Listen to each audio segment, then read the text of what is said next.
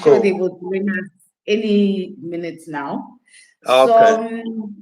So, just for the formalities, good morning, Dr. Zulu. Thank you so much, as usual, for Marcos, good agreeing morning. to this component of Moya, where we have Dr. Zulu speaks to us and gives us lessons all the time.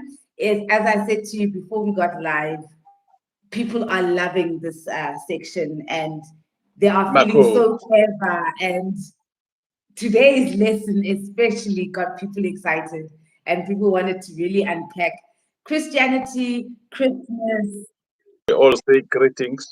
Thank you. Thank you. So I'm going to hand over to you and you can take Okay. over. Thank you, sir. Marcos.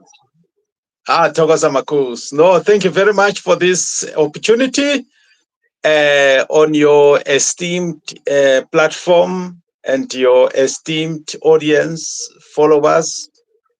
I'm very happy and honored to be on your platform so that we can share this knowledge that will enhance survival experience of all humanity around the globe.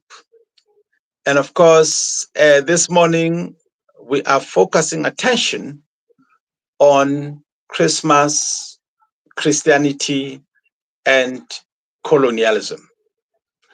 So, and this is a very interesting topic because we are, I think, just not too long ago, we'll be right on Christmas, and there's already that hustling for Christmas, people going back and forth, Christmas parties, and so forth.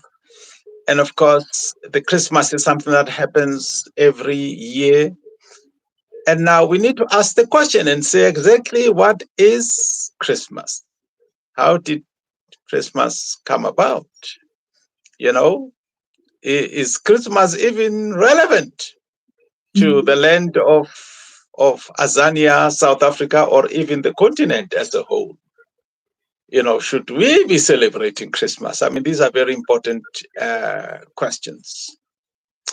So, if you do a Google or you check a dictionary and you look up the word Christmas, it will say something to the effect that or actually maybe my honorable sister, I can just maybe ask you just to see if you can just do a No quick problem. yeah, just a quick yeah, A and Google just look search. at the dictionary definition of Christmas. Okay, fine. Mm. What is Christmas? I must say, Yes, or Christmas definition. right, yeah, Christmas Christmas definition, yeah. Christmas.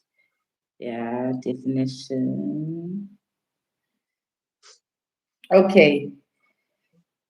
Um, it just says the annual Christian festival celebrating Christ's birth held on 25 December in the Western Church. Marcos, no, thank you very much. Yes, and that is a standard definition that Christmas is a festival that is held on December 25th. Dr. Uh, Zulu, sorry to yeah, disturb you. Before you continue, can I finish off what it was saying? Then it okay. says the real meaning of the word Christmas is Christ Mass. According to Yes. the Catholic Encyclopedia, the word Christmas originates from the phrase Christes Messe, first recorded in 1038, which means the Mass of Christ or Christ's Mass. Marcos, no, thank you very much. Yes. So, okay. So basically, then, Christmas is a festival that celebrates the birth of Christ. Right. And now, if you look at the word itself, Christmas, like you have already mentioned there. So the dictionary itself doesn't really give us the details about it, and I think there's a lot of mystery and secrecy around the real uh, origin of Christmas. But just before I get into the details, I just want to give a bit of background about myself. So by the way, amongst other things, I have a university degree in theology. So I'm actually a theologian. Oh, And, okay. and this is a best kept secret because I never talk about it. So I studied with a Christian university in the US. And then, so when I completed this theology degree, so normally what happens is that when you complete a theology degree, you get a license as a minister so that you can, do things like marry people and officiate Christian rites and so forth. So in my case, I said that no, I did not want to be a practicing minister. So I want to graduate as a non-practicing pastor. And because my object of studying theology was not to become a minister or to open my own church, but it was basically to deepen my scholarly knowledge of Christianity. So that was really the motivation on my side, and I completed that. And of course, even before I did this degree in theology, I was, and something that I mentioned last time, I was a devout Christian in the Seventh-day Adventist Church. And I was in that church for a period of more than 10 years.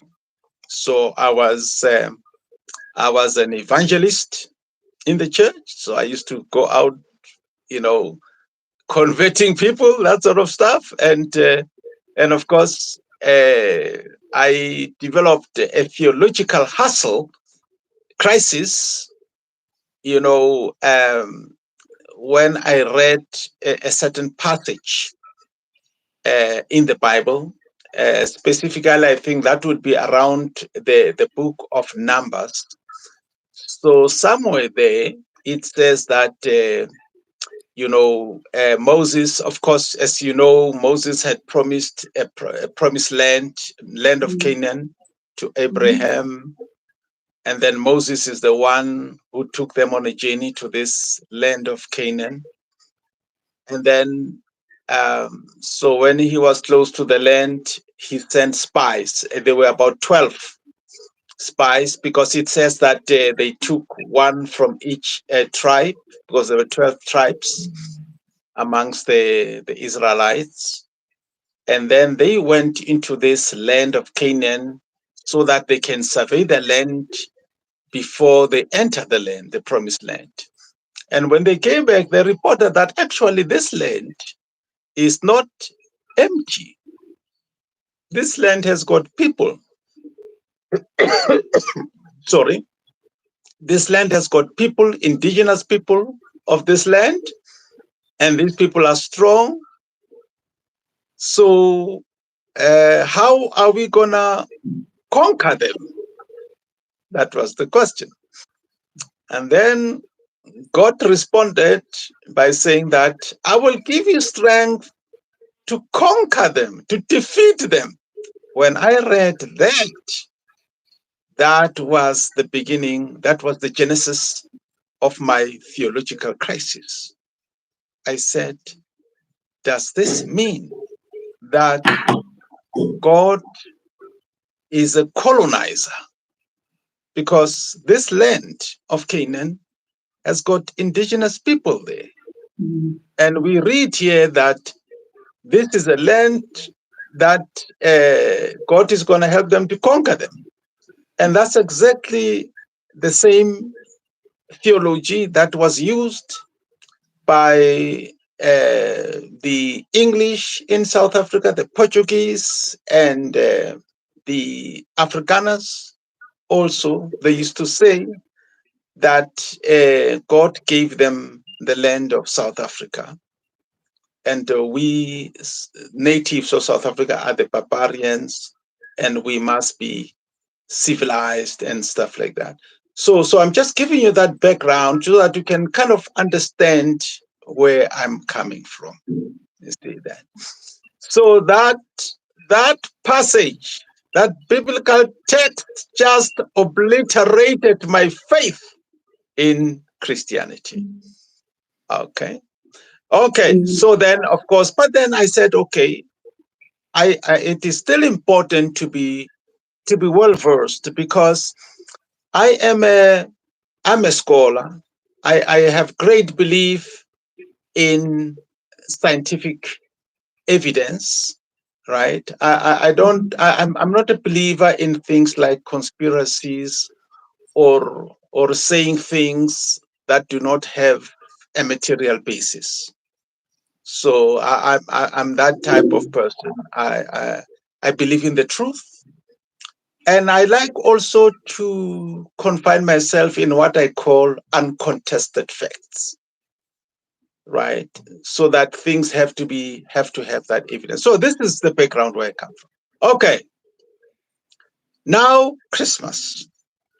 So in this topic, I'm going to address Christmas, Christianity, and colonialism. Now, to begin with,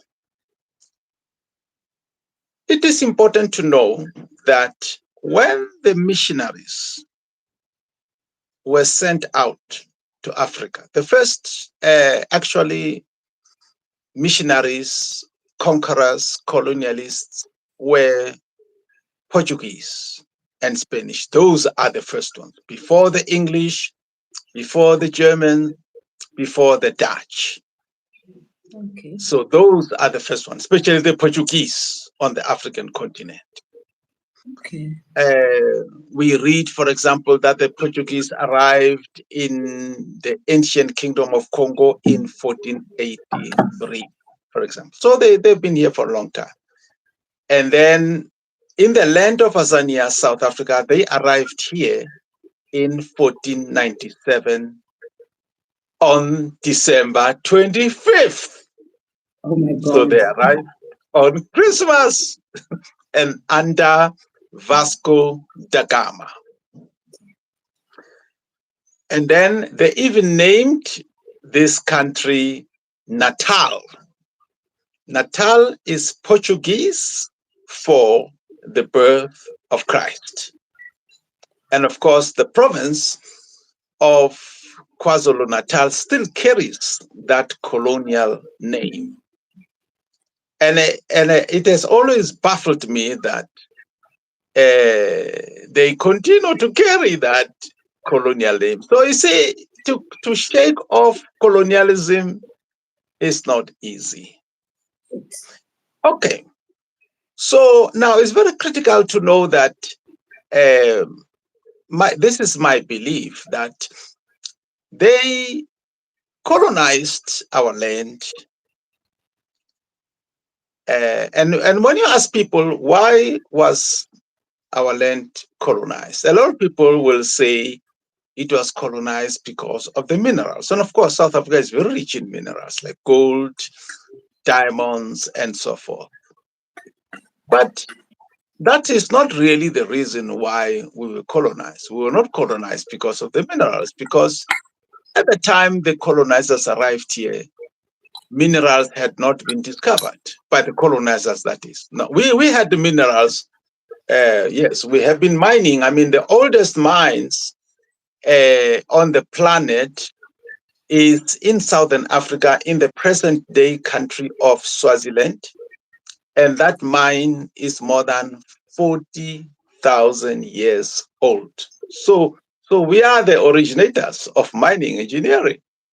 So we had been mining. But when the colonizers arrived here, they did not know about all those things, you see. So the question is why we were colonized? We were colonized because of the sunshine. You see, because on Christmas, it is extremely cold in Europe. Like in Canada right now, where I spend most of my life as we speak, is very, very cold. The temperatures, they drop to -20, -30, -40 is extremely cold. You can actually die in a matter of minutes just being killed by exposure to the cold. So that's very critical to know that. So on a Christmas day, when Vasco da Gama arrived here, there was this lovely sunshine. Hey, he was shocked, and of course, pleasantly shocked to say, hey, such a beautiful sunshine. And of course, and it's interesting, it's experience of all these people. Jan van Riebeeck arrived here in 1652 from Netherlands. He arrived in April. April is still very cold in Europe, right? But when he arrived here, it was lovely. So the sunshine is very key to this. And you're going to find that there is also a connection between Christmas and the sun. So when you read about Christmas, they say it is the birth of Christ.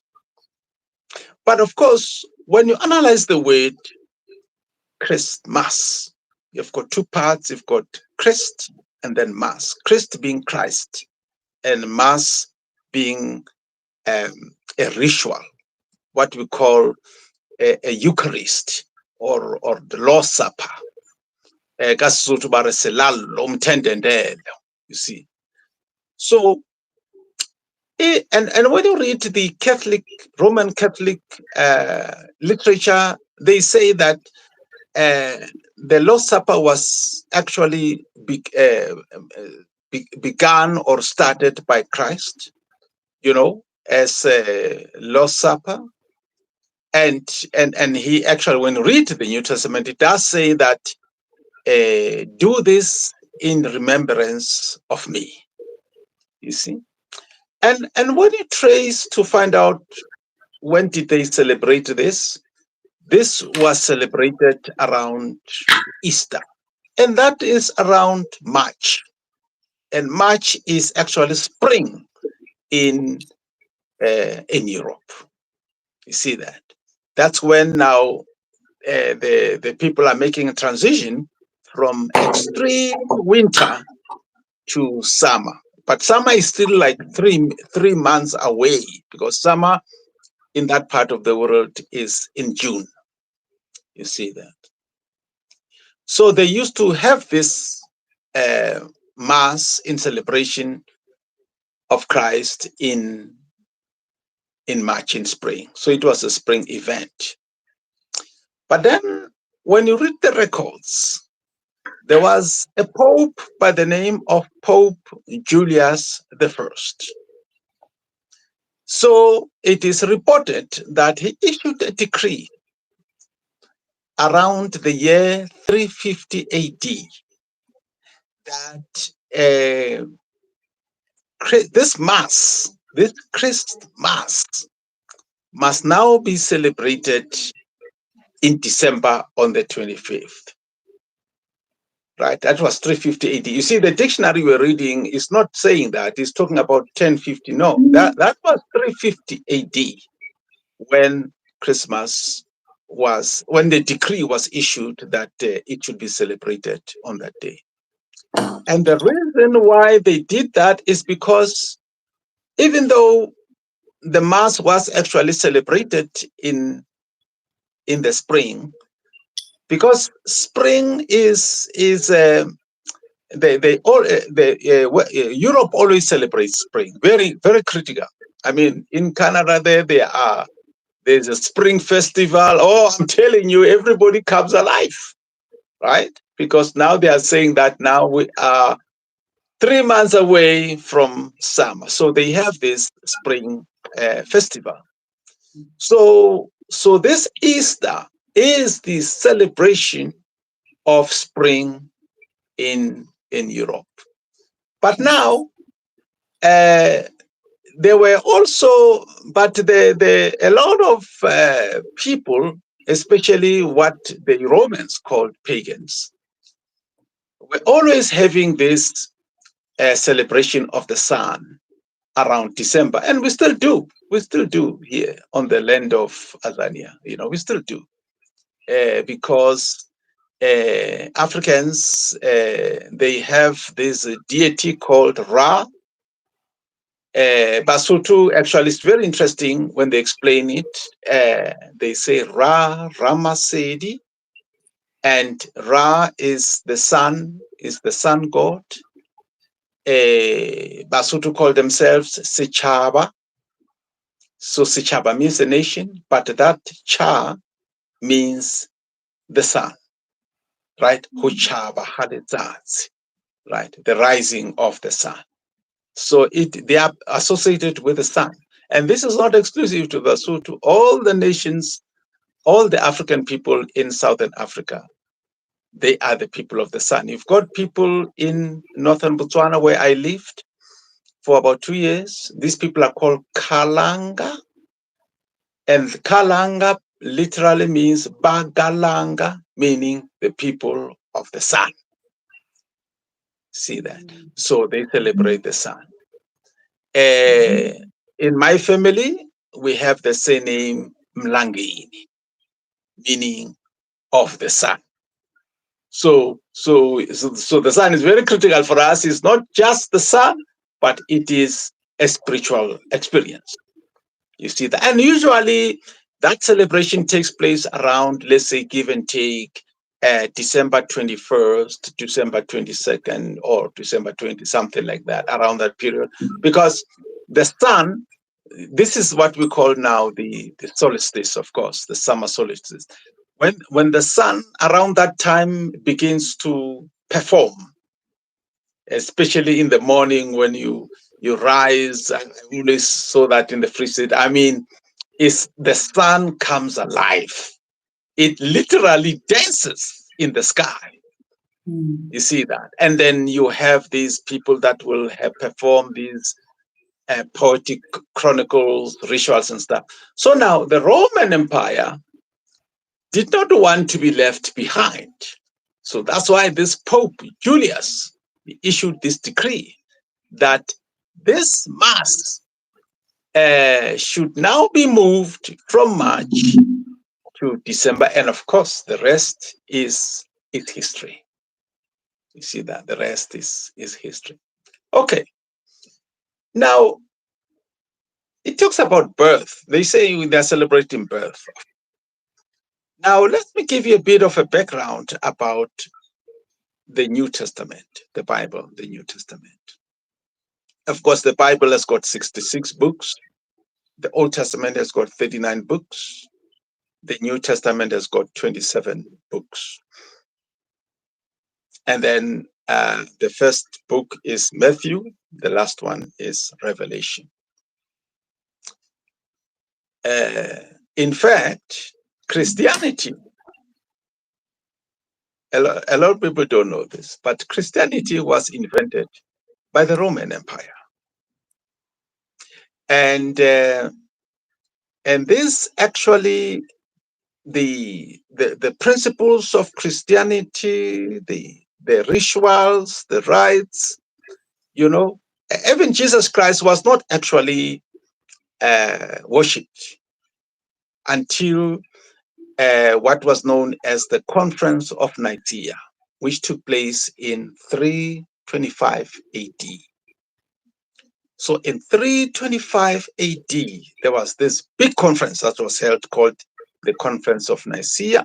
Nicaea is actually a town, is a place in the present-day Turkey, because the Roman Empire, which was a big empire, they controlled many colonies. So, for example, they controlled Europe, Eastern Europe, Western Europe, North Africa, Middle East. So we are talking about Judea, Palestine, Syria, Turkey, and so forth. And then in the Middle East, Syria was the regional power center of the Roman Empire. They did that so that if there was any anti-Roman resistance or violence, they could easily dispatch soldiers from Syria to different parts of what we now call Middle East. And now what's interesting is that the colony that was most troublesome for the Roman Empire was Judea, what was then known as Judea. So Judea was really the center of anti-colonial resistance against the Roman Empire, because the Jews were fiercely independent. They really never liked to live under the Roman Empire. Now, it's noteworthy to make a point that before the Romans arrived in the Middle East, there was the Greek Empire. So the Greeks were the colonizers. You see that. And then, of course, the Jews and other natives of Palestine, they fought very strongly against the Greeks. And then eventually, the Roman Empire, which was rising at that time, they went to Rome and asked for the support of Rome, and the Romans came. They provided military support and all that, and they were able to kick out the Greeks. And then after kicking out the Greeks, then the Romans says, actually, we are now the new administrators. Mm-hmm. And that's how the Romans came in there. You see that. Mm-hmm. So now Rome, what's interesting is that they were always having problem with this Judea, because this Judea was very, very troublesome. And so they actually even, for example, built a military base in Judea. There is a place called Caesarea in Israel, and it's still there, I think, even today, that place. So at some point in history, that was a military base, because they noticed that Judea was so troublesome that they needed to establish a military base there so that they can suppress this anti-colonial resistance. So basically, Rome was the colonial occupier of Judea, of Palestine. You see that? It was a colony. And then the New Testament was written by the Roman Empire. The New Testament is the official account of the events, historical, religious events that took place around that time. And that's why, and the main target, right? Check this out. The main target really was to suppress these Jewish resistors. So that's why when you read the New Testament from Matthew all the way to Revelation, the Jews are always in a negative light. They're always, bad people. For example, the Bible will talk about what they call the Pharisees, that the Pharisees, are evil, stuff like that.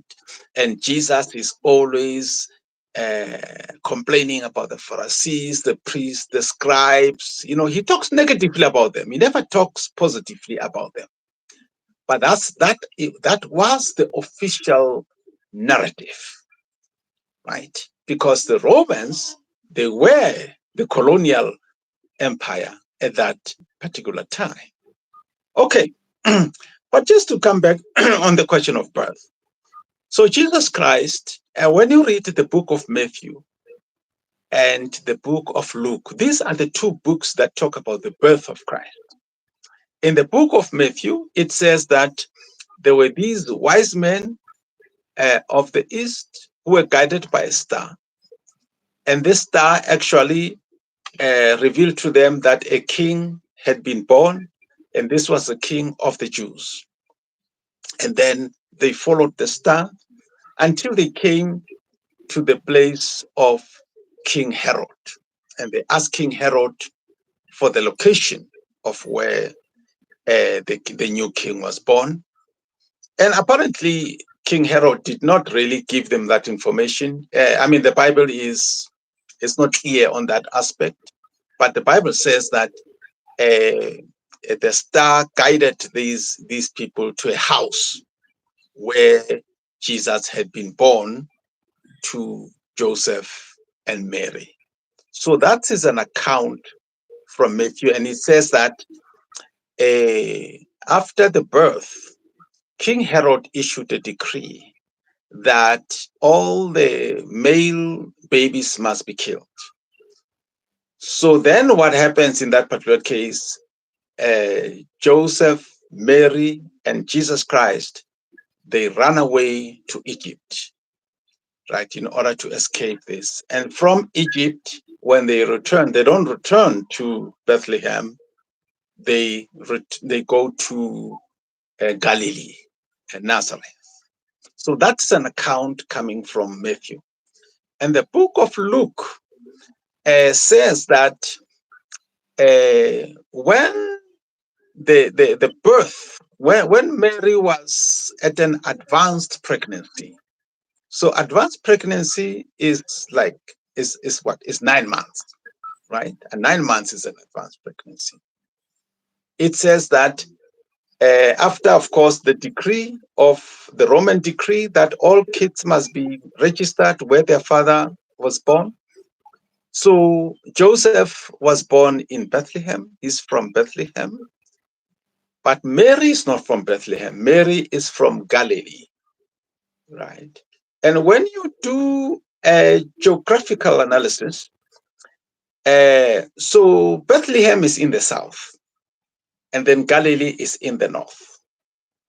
And when you look at the distance, it's about, give and take, 200 kilometers.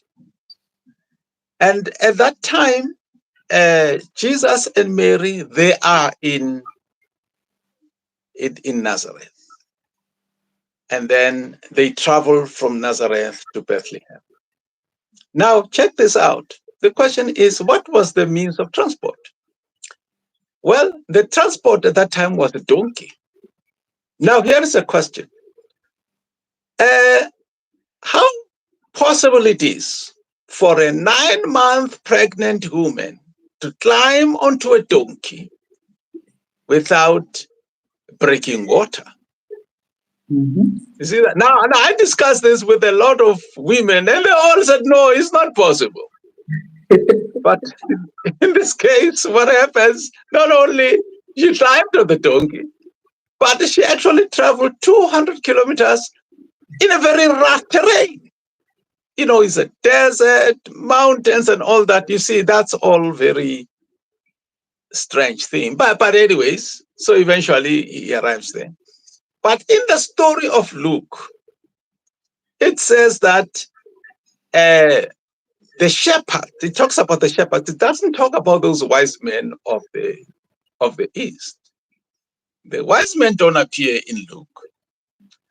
It talks about the shepherds. And these shepherds, how do they know about the birth of Christ? They know about the birth of Christ because the angels came to them and told them that a baby was born, and this baby is going to be the king of the Jews. And then, of course, it says that because the guest houses were full, so the baby was born in a manger.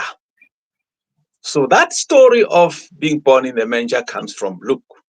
Matthew does not talk about that. In Matthew, Jesus was born in a house. But in Luke, he was born in a manger. So these are very contradictory stories. And then, and what's interesting in Luke, it doesn't talk about this decree that all male children must be killed. It simply says he was born in the manger, and from there they returned to Galilee, Nazareth.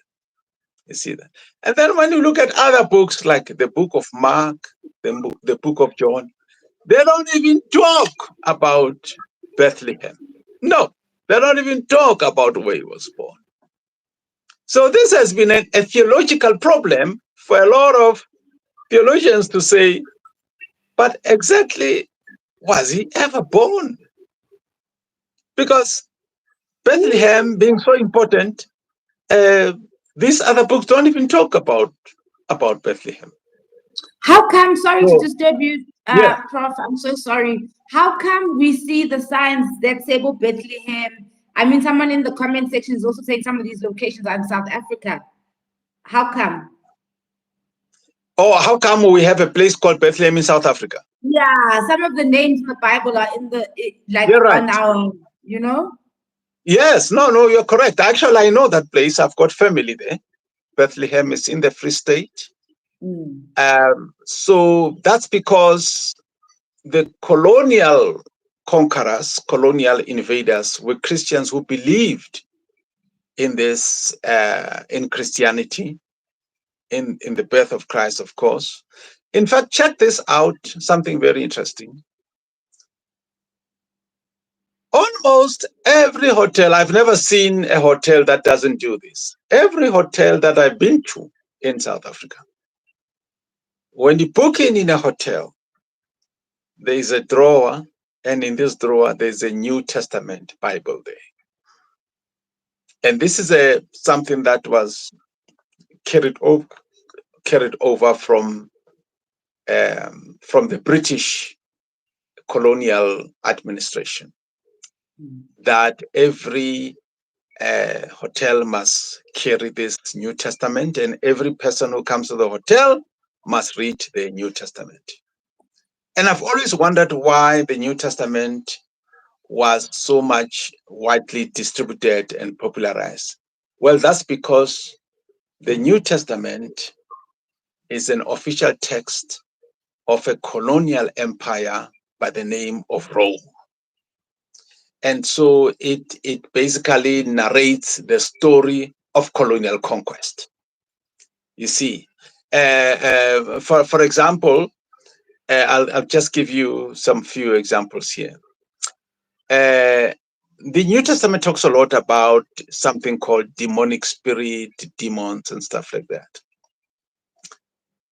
Now, the word or the expression demonic spirit doesn't mean what you and me have been taught it means. We've been taught that demonic spirit means an evil spirit, but actually no.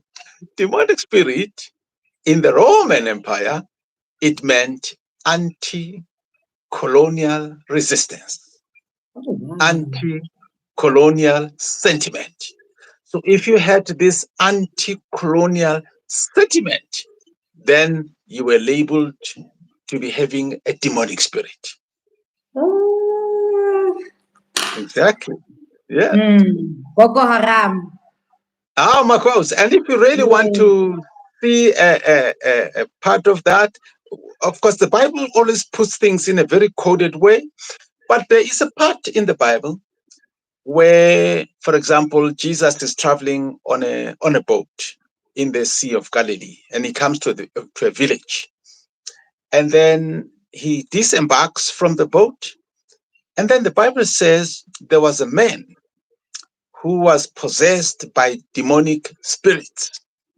And this man was in chains. You see that? And then from there, when this man sees Jesus, then he says to Jesus, "Have you come to judge us before the time?" I'm sure a lot of you will remember this. A lot of you who read the Bible who are Christians. And Jesus then looks at this man and says, and asks, "Who are you?"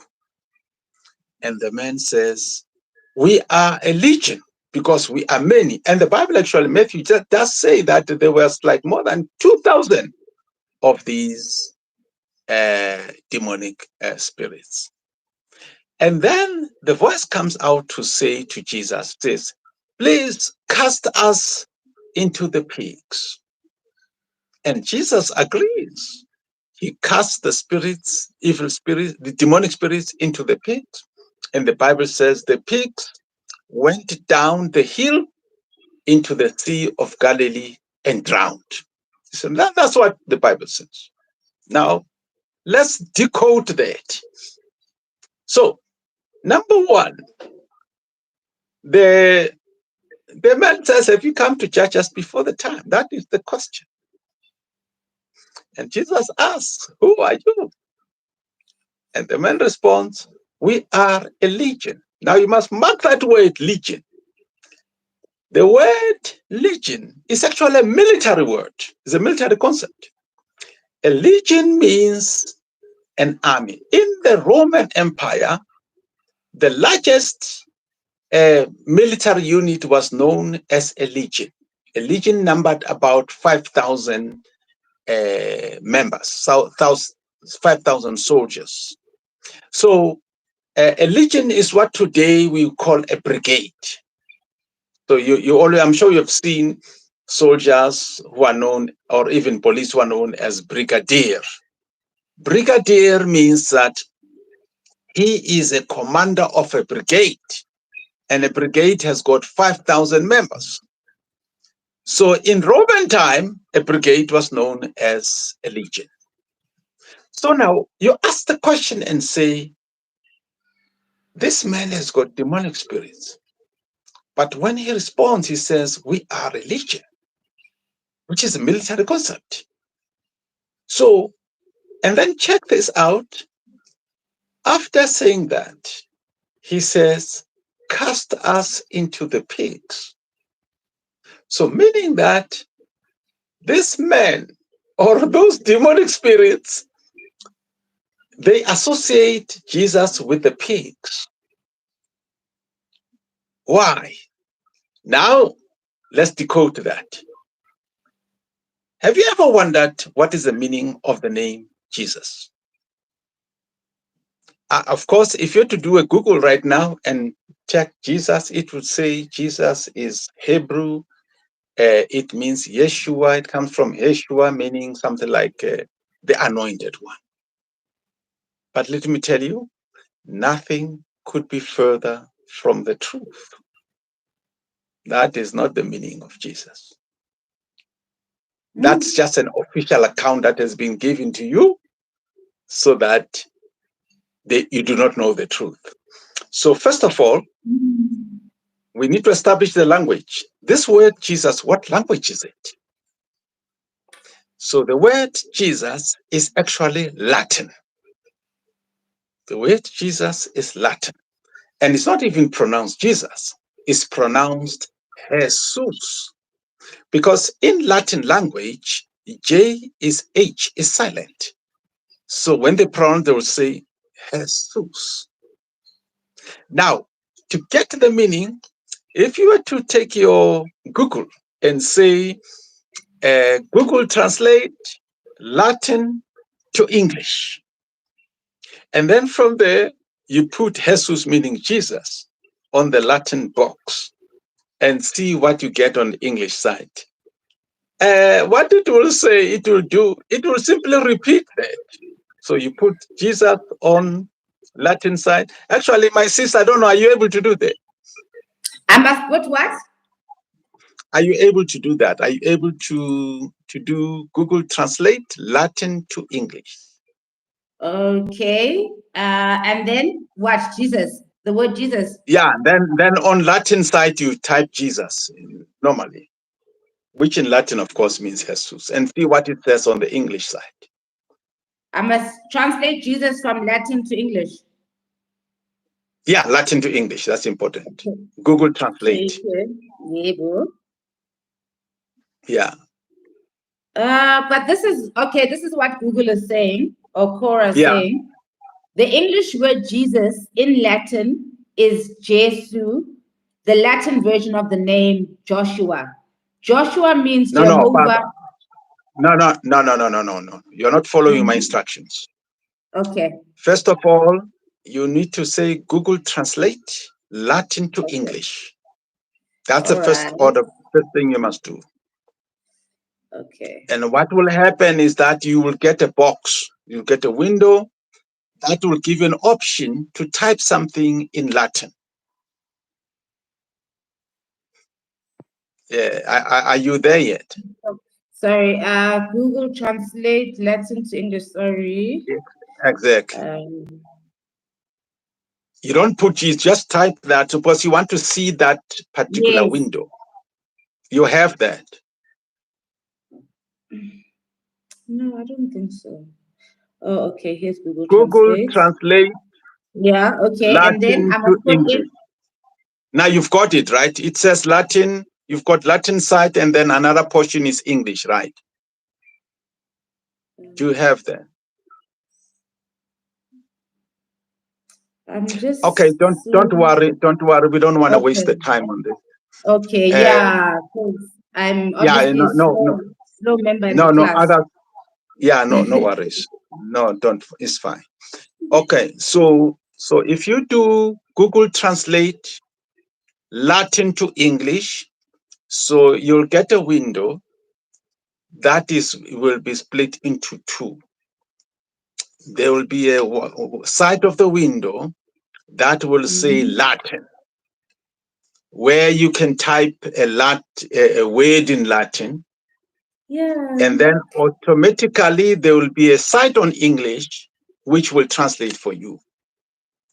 Google Translate works like this. You can use any language you like, Spanish, stuff like that.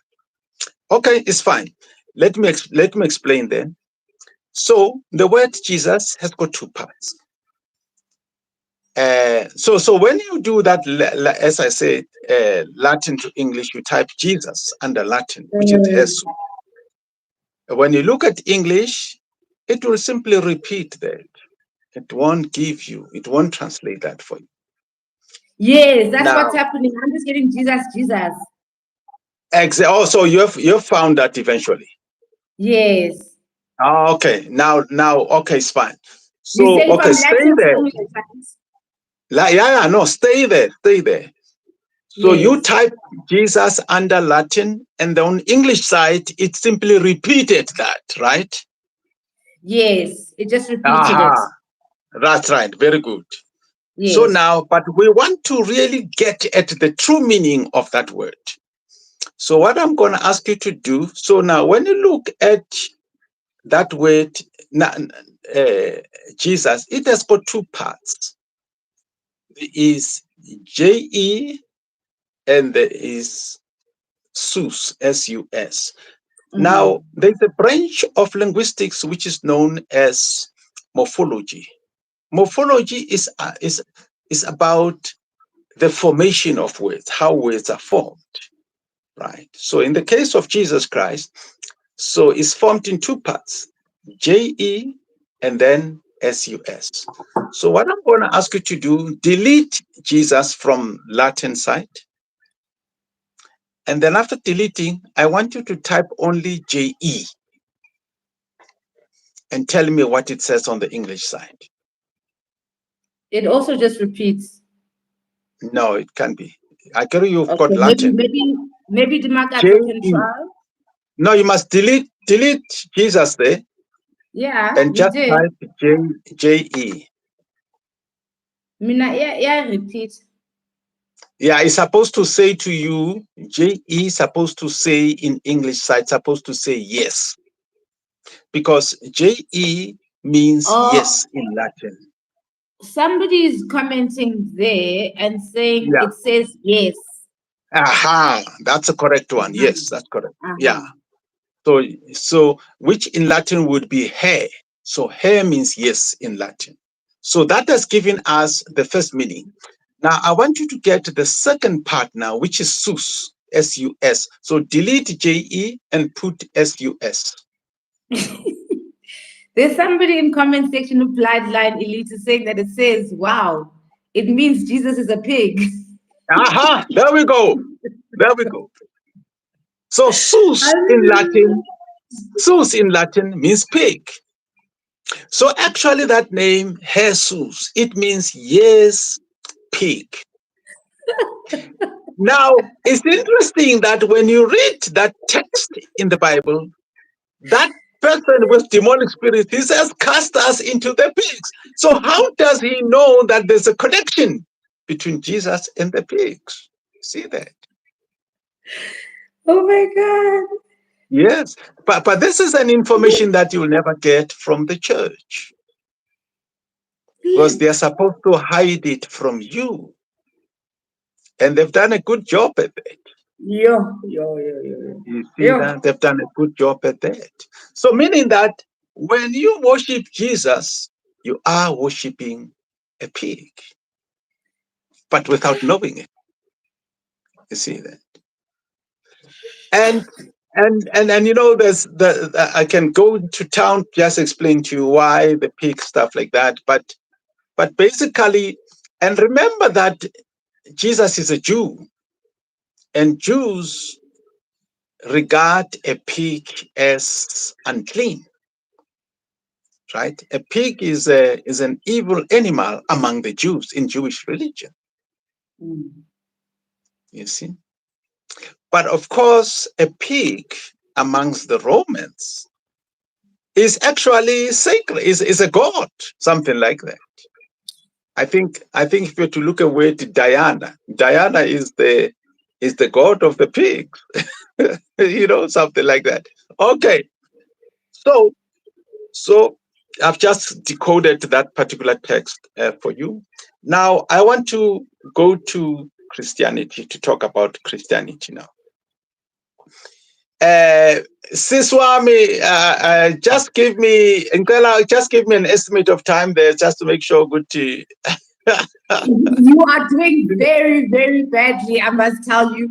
There's only 9 minutes left. Oh. Okay. So maybe what we'll have to do, we'll finish this thing. We'll cut it into 2 segments. We'll Excellent. finish another segment next time. But at least the most important thing, we have given you a lowdown on Christmas. Yes. Right? And then the second point also is that the Bible does not tell us when Jesus was born. That's very important. And there is a reason for that. So we don't know when he was born. So the idea of him being born on Christmas is an invention, just a decree that was issued by Pope Julius I, to say that we will now celebrate Christmas on December 25th. You see that? So it's a decree that was issued there. And then Jesus Christ also was not a god. That decision as to whether Jesus is a god was taken at the Conference of Nicaea in 325 AD. That's when it was decided in a vote. How about that? In fact, if you read, there is a novel, there's a book called Da Vinci Code. Da Vinci Code also talks about this aspect. And you can Google Nicaea, Nicaea, Nicaea Conference, and you can read about this Nicaea Conference.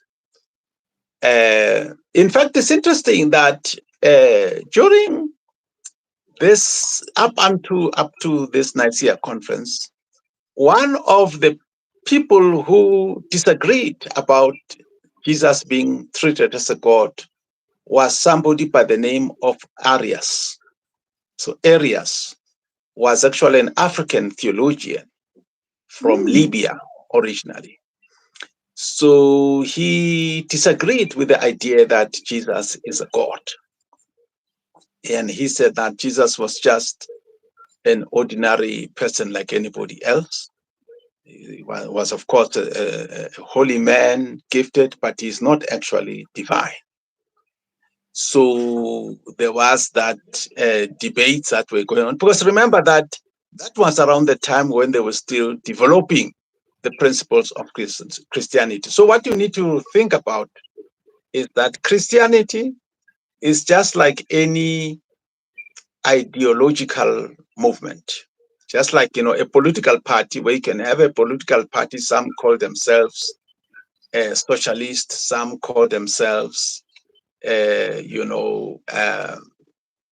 capitalist, some call themselves whatever, and a political party needs time to develop their policies, their manifesto and stuff. So Christianity is the same thing. They just developed their own, it took time, but they were developing their own dogma, their own principles, rules and all that. And they borrow from other religions, stuff like that. They used to criticize what they call pagans, but they borrowed a lot from the pagans, especially in terms of the sun. So basically, that would help you to understand that. And of course, Christianity was the tool that was used to colonize. Mm. So, and when the Portuguese left Europe to come here, they were sponsored by the royal court of Europe. You know, like for example, Queen Isabella is one of them. Who sponsored the Spanish Portuguese expeditions. In fact, Christopher Columbus, I think, was sponsored by Queen Isabella, for example. So, but the instructions were given that when you arrive in a new country, you must make sure that you are introduced to the royal palace so that you can meet royal families of that country and the leadership, and you must convert them to Christianity because the object is to facilitate colonial conquest. And that's what happened in the place like the land of Azania, South Africa. But we shall unpack this in segment 2 because we don't really have time. So I don't know, Tiswami might have some questions and so forth.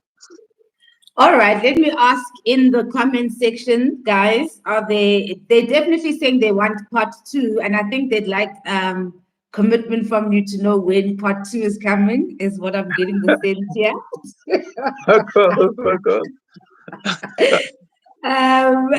Guys, please do ask your questions in comment section. They love you, Dr. Zulu. There's lots of positive comments here. Liseli, Magwande, you know, there's lots and lots of love. I'm not seeing any questions yet. They were laughing at the pig. The pig discovery, I think, was the peak of this whole lecture. Oh my God. I mean, when we found that out, we are all going to be running off now to our social medias and telling Christians their business. Marcos. So I'm not seeing any yet because you've pretty much covered a lot of the Christmas dynamic and how Christmas came about, right? In the next lecture, we would love to talk about Christianity, how colonialism used Christianity, and you know, because you find a lot of Black people, they look down on African spirituality because I'm a Christian. Yes. So I really want to unpack the difference between the two, because I don't think that Black people are aware that they're downgrading themselves when they follow other thingies, you know. So Usfiso Mlondo is asking, he's saying, sorry, he's a bit late, but is Jesus black or white? Yes, that's an important question. You see, that question, well, number one, we don't even, we still have to resolve the question of whether really there was somebody called Jesus, whether he's a historical figure or it's just a fictitious creation, you know, stuff like that. I mean, there is that aspect, you know. So, yeah. So Jesus could be like Father Christmas. Jesus could be like Father Christmas. Could be like Father Christmas. Now, there are Black people who are Christians and who try to, for example, say that Jesus was black and stuff like that. Yeah, that's really neo-colonialism because they are trying to inject themselves into this Christian mythology, the stuff like that. Doctor? Yes. I'm sorry, but Dimakato is asking such an important question here. Dimakato Dlamini is saying, but a pig is pink and not human. Exactly, neither. Yes, exactly. and maybe I'm gonna get into trouble. Maybe I'm gonna be arrested for decoding. Yo, they're gonna close my YouTube account after this one. You see that? Oh my God, guys, that was a lot. We've just dropped a bomb here. You see? It's a huge bomb. Yeah. So I'm worried I'm going to get a YouTube strike. Guys, please do share the content very quickly. And when you press like, it tells the algorithm to share the video with other people. So please press the message quickly, because Gunzima, guys, and you know. So yeah. Oh, and then there was, I didn't see that, but there was a question about asking about Satan in the Bible, but can Santa, not Satan. Bloodline Elite is saying, how does Santa come into the picture? Can he be located in the Bible? Was saying Nicholas down. Santa, Father Christmas. Yeah, can you repeat that? How does Santa Claus come into the picture? Can he be located in the Bible? Oh, that's a good point. Well, you know, that's another issue. So Santa lives on the North Pole, and check this out. When I was in Canada, I became Santa at some point at South African Embassy for the kids. You know, it's a tradition. You know, children. And I remember these white kids. They were shocked to see a black Santa. And I remember a little girl asking, said, Santa, why are you black? Then I said, no, I came through the chimney. You know? And then, it made sense to a child that, he came through the chimney, definitely. The other Santa didn't come through the chimney. He came on a reindeer.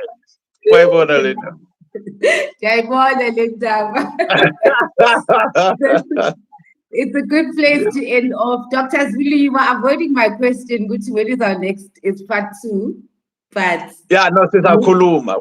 You and me will. Yeah. But thank you so much. Yo. This was a lot. This was a lot. I really hope that this episode doesn't get me into trouble. But thank you so much. And there's lots of love from the audience. They also thank you for a beautiful session. Thank you for making us clever. Then we'll see you at the next Dr. Zulu Speaks. Marcos, no siyathokoza Makosi amahle. Thank you. Samagu. Thank you, guys. Thanks for joining, guys. Remember to share the content. Love and light.